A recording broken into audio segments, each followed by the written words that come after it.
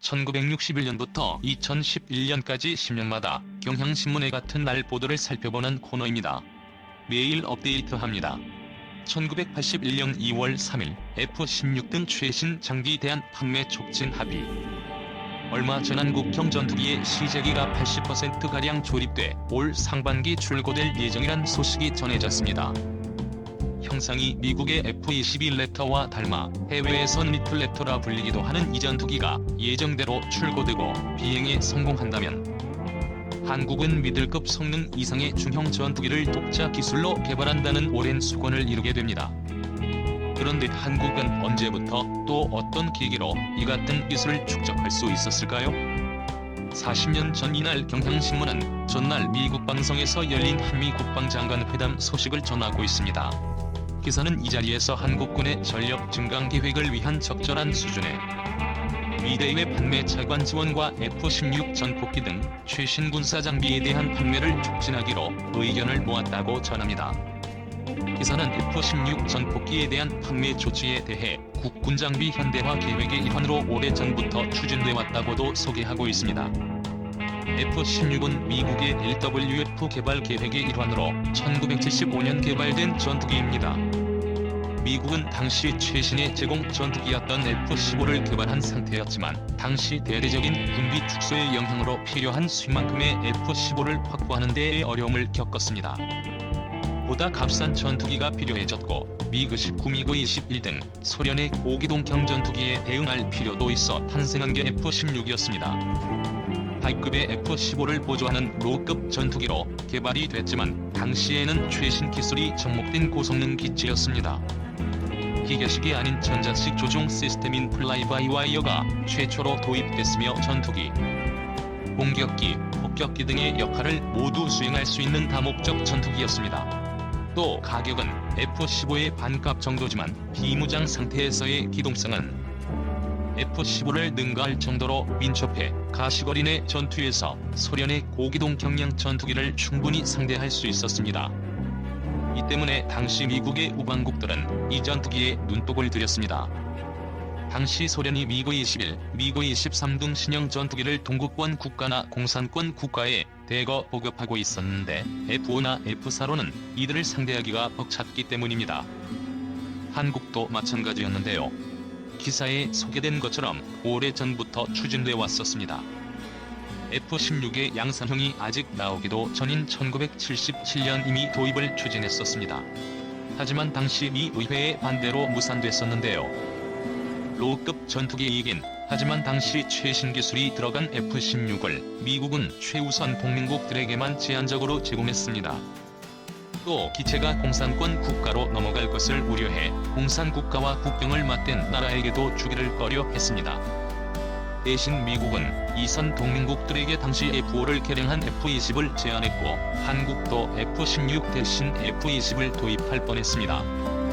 그러나 구형기의 개량기라는 이유로 F-20을 못마땅해 하던 공군의 반대, 또 1984년 한국에서 진행된 F-20 시험 비행 도중 발생한 추락사고 등이 겹치면서 F-20 도입은 백지화됐고 1986년 직도입 방식으로 F-16 시험과 D형 40여 대가 한국에 최초로 도입됩니다.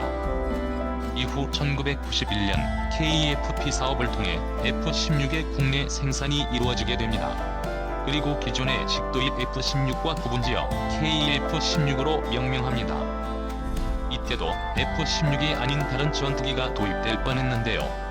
KEFP 사업 당시 쌍발 엔진 전투기를 원했던 공군의 바람으로 처음엔 경쟁 기종이었던 F-18이 채택됐었습니다. 그러나 제작사가 나중에 가격을 올리고 이에 따라 생산 수량이 급감할 것으로 우려되면서 선정 기종이 F-16으로 변경됩니다. F-20, F-18을 제치고 한국과 연을 맺은 F-16은 현재도 기종 대수로는 한국 공군 전투기 중 가장 많은 비중을 차지하고 있습니다. 이는 세계적으로도 마찬가지입니다. 전 세계적으로 4,000대 이상 팔려나가 현재 생산 중인 전투기 중에서는 가장 많이 팔린 전투기라고 합니다. 또 최근 대만에 팔린 F-16V 등 개량형도 계속 개발되고 있습니다. 이 때문에 외계인이 쳐들어오면 지구의 주력 전투기는 F-16이 될 것이라는 우스갯소리도 있다고 합니다. F-16은 또 한국형 고등훈련기 T-50과 한국형 경공격기 FA-50의 직계 조상이기도 합니다. 해당 기체들이 F-16의 제작사 록히드 마틴의 도움을 받아 F-16을 기반으로 개발됐기 때문입니다. 앞서 말했듯 현재 출고를 앞둔 KF-X 2호기의 형상은 F-21을 닮았습니다. 내부 무장창 등 향후 추가될 스텔스 전투기로서의 특성 역시 F-21을 참고했을 겁니다. 그러나 F-16의 면허 생산과 T-50 개발로 이어지는 과정에서 습득한 항공기 설계 제작 기술이 그 개발의 밑거름이 된 것 또한 사실입니다. 그런 의미에서 KF-X의 진짜 조상은 F-16일 수도 있지 않을까요? 2. 현존 최강의 전투기 F-22 1 도입 순간 동부가 전략유형 깨진다 웨펀. 그야말로 전투기 춘추 전국 시대다. 미국을 비롯해 중국, 러시아는 물론 유럽, 심지어 중동 국가까지 신형 전투기를 개발하고 있고 저마다 자신들의 신형 전투기가 세계 최강이라고 주장한다. 미국은 세계 최고 수준인 항공 우주 기술을 집대성한 F-35 시리즈를 배치 중이고 중국과 러시아는 F-35 따위는 가볍게 제압할 수 있다는 JE-20과 수호-17을 양산 중이다.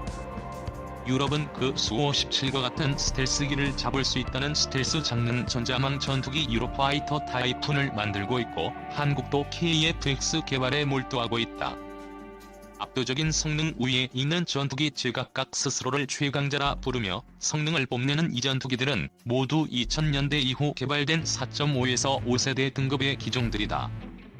이 전투기들은 모두 21세기에 등장한 첨단 항공 우주 기술들이 집약돼 있고 객관적인 성능에 있어서 기존 4세대 전투기들과 차원이 다른 성능을 지니고 있지만 실제 하늘에 올라가면 이 모든 전투기들이 한 수 접고 들어가는 절대 강자가 있다.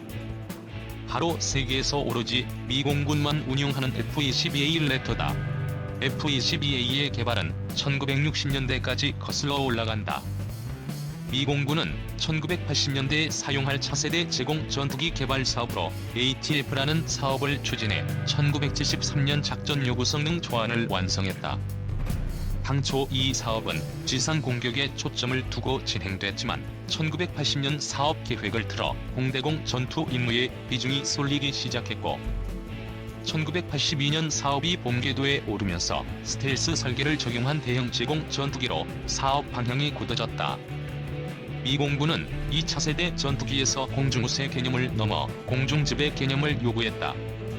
즉, 기존 전투기들과 맞섰을 때 단순히 우월한 성능에 있는 수준이 아니라 적이 도전 자체를 꿈도 꾸지 못할 정도로 압도적인 성능 우위에 있는 전투기를 요구한 것이다.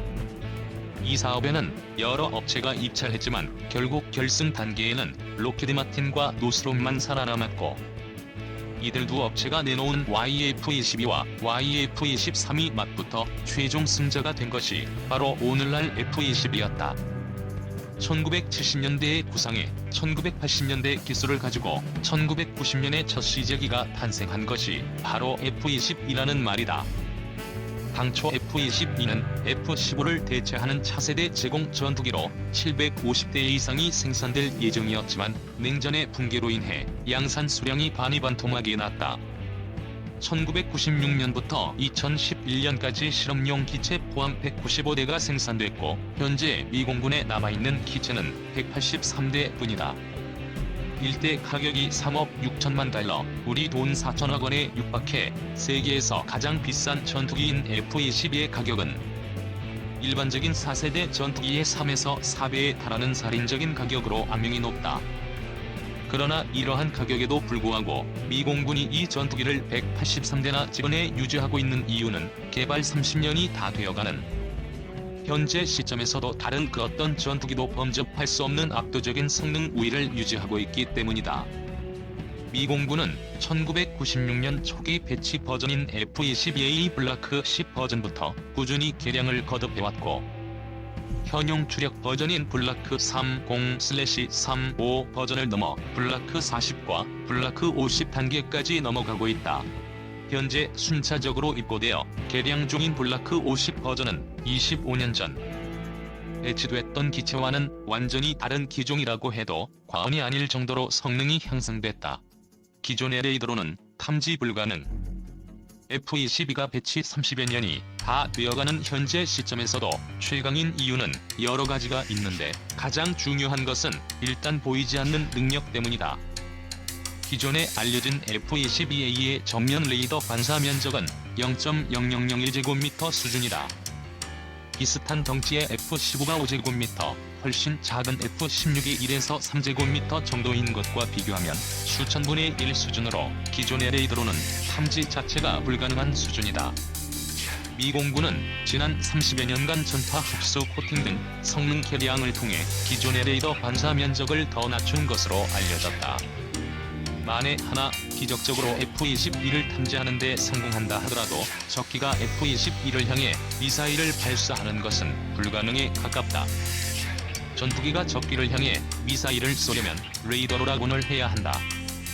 락온이란 레이더가 STT 상태, 즉 하나의 표적에 지속적으로 전파를 쏴서 미사일 등 무장의 센서가 표적을 인식하도록 해주는 과정인데, F-22는 상대 전투기가 락온을 위해 레이더 전파를 방사하면 그 레이더 전파와 같은 종류의 방해 전파를 쏴서 락온을 풀어버린다. 즉 F-22의 미사일 조준 자체를 못하게 만든다는 것이다. 반대로 상대 전투기는 F-22가 자신을 락온했는지 여부를 알 수 없다. F-22의 레이더는 이른바 LPI 기술이 적용돼 레이더 전파를 변조, 도약해 방사하기 때문에 적기의 레이더 경보 수신기가 이를 인식할 수 없다. 즉 F-22와 싸우는 적기는 자신이 무엇에 맞아 죽는지조차 알지 못하고 일방적으로 사냥당할 수밖에 없다. 이러한 기술 덕분에 F-22는 현재까지 실전에서 단 한 차례도 탐지되지 않았다. 지난 2006년 노던 엣지 훈련에서 F-15-16/18로 구성된 가상적과 싸워 144대를 가상 격추시키는 동안 단 1대의 손실도 없었던 일화는 너무도 유명하다. 2009년 훈련에서 미 해군 EA-18G 그라울러 전자전기가 정말 우연히 근거리를 날던 F-22를 포착하고 최대 출력으로 전자전을 걸어 F-22의 전자장비를 다운시킨 뒤 바짝 따라붙어 공대공 미사일로 가상 격추한 것과 2012년 레드 플래그 훈련에서 정말 우연히 F-22를 근거리에서 발견한 유로파이터가 근접 공중전으로 기습해 가상 격추한 것이 F-22 가상 격추 기록의 전부다. 두 전과 모두 조사 결과 F-22 조종사가 지나치게 방심해 일어난 일이었다. 실전에서 F-22는 단 한 차례도 격추되거나 탐지되지 않았다. F-22는 지난 2014년부터 2015년까지 S-300과 판치르 등 러시아가 자랑하는 최강의 방공 시스템이 도입되어 있는 시리아의 204회나 정찰, 공습 임무를 수행했지만 시리아군은 물론 이 지역에 주둔하는 러시아군은 단 한 차례도 F-22를 탐지하지 못했다.